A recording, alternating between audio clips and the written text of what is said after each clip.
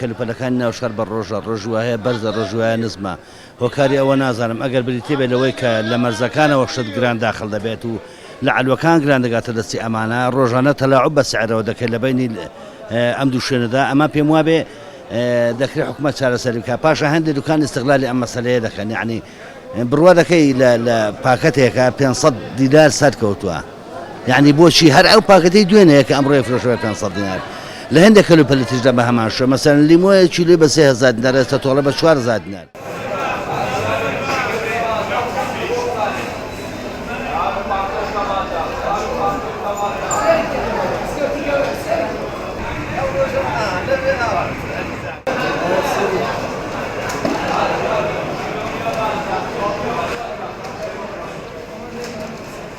هەروەکو جارانە تیادێ گۆشتی بەرخی ناسکشمان هەر بە 16,000 ئەزمێژ نەبووە.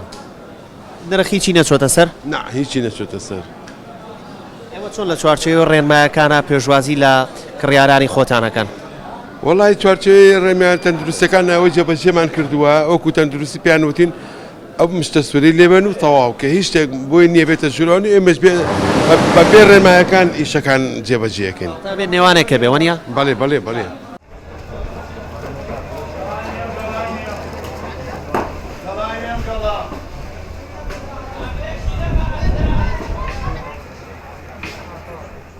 پەیوەندی بە کرێ هاتوچۆ هەیە هاتوچۆ لە تورکیا بۆ سلێمانی تۆزە ئەستەمە ساری تورکی گران بووە شەو لە ناو گومرگ بمێنێتەوە شەوانە حسابەکەن ساری لۆریەکان شەوی $70 کەمتر وەرناگرن سارەی تورکی ناتە سلێمانی بەر سلێمانی بۆ عێراق داخل بێ ساری کەلی عێراقی بچێ بارکە لێەوە مەساری فیشکەیە بە کۆی گشتی بە عام کارتۆنێکی ئەوتۆنگە گران نەبووە کارتۆنی 500 نازیاتی ناچێتە سەر لەوە زیاتر.